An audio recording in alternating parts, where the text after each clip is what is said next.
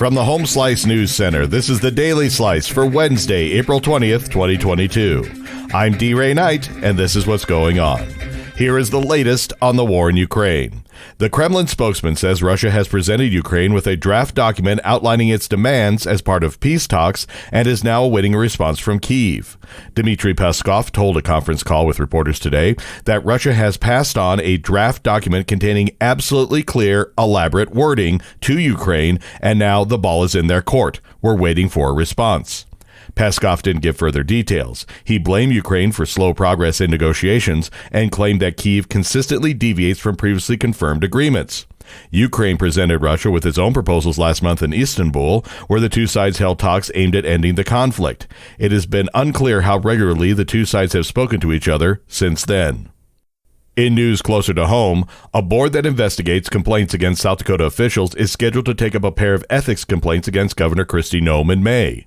Noem had until last Friday to respond to the complaints, alleging she misused state airplanes for personal use and that she improperly interfered in a state certification program for her daughter. Neither Noem nor members of the South Dakota Government Accountability Board will say whether she responded by the deadline. The board is scheduled to revisit both complaints at its May 2nd meeting in Sioux Falls. Any complaints and related information would only become public if the board finds the complaints have merit and votes to hold a contested hearing.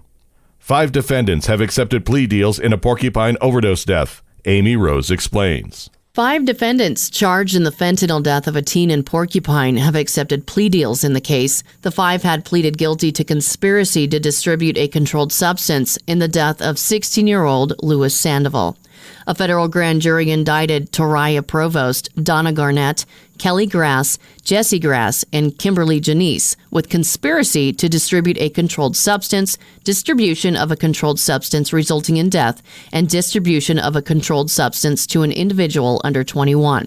Court documents state that Provost is the one who physically supplied Sandoval with fentanyl. Beginning May 1st, the Rapid City Solid Waste Division is making changes to its remote recycling and yard waste disposal sites at the Fitzgerald Stadium and West Boulevard North sites. The West Boulevard North collection site, which was opened in the late 1990s, will be permanently closed effective May 1st due to illegal dumping there. The Fitzgerald Stadium site, which is the city's busiest collection location, will no longer offer newspaper recycling due to a decrease in need in the last several years. Newspaper recycling bins will still be available at the Rapid City landfill. In national news, the Justice Department says it will not appeal a federal district judge's ruling that ended the nation's federal mask mandate on public transport unless the Centers for Disease Control and Prevention believes the requirement is still necessary. A judge in Florida on Monday ended the sweeping mandate, which required face coverings on planes and trains and in transit hubs.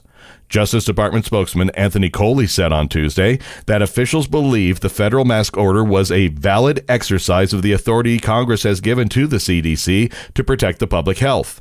The CDC continues to assess public health conditions, and if the agency determines a mandate is necessary, the Justice Department will file an appeal. Shares of Netflix have plunged in value, and that may prompt some changes. Amy Rose has more. Netflix suffered its first subscriber loss in more than a decade, and it caused its shares to plunge 25% in extended trading. And this is all amid concerns that the pioneering streaming service may have already seen its best days. The company's customer base fell by 200,000 subscribers during the January to March period, and it now expects to lose another 2 million subscribers during the April to June period. Netflix is hoping to reverse the tide by taking steps it had previously resisted, including blocking the sharing of accounts and introducing a lower-priced and an ad-supported version of its service. The Biden administration is launching a $6 billion effort to rescue nuclear power plants at risk of closing, citing the need to continue nuclear energy as a carbon-free source of power that helps to combat climate change. A certification and bidding process opened Tuesday for a civil nuclear credit program that is intended to bail out financially distressed owners or operators of nuclear power reactors. According to the Energy Department, it's the largest federal investment in saving financially distressed nuclear reactors. The first round of awards will prioritize reactors that have already announced plans to close. A dozen U.S. reactors closed in the past decade before their licenses expired.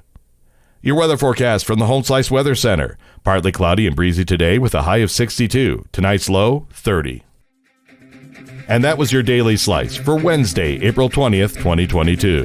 The Daily Slice is a production of Home Slice Media Group, hosted by D. Ray Knight with Amy Rose and Chrissy Davies. Executive producer Mark Houston. Engineered by Chris Jacquez. I'm D. Ray Knight. Have a great day.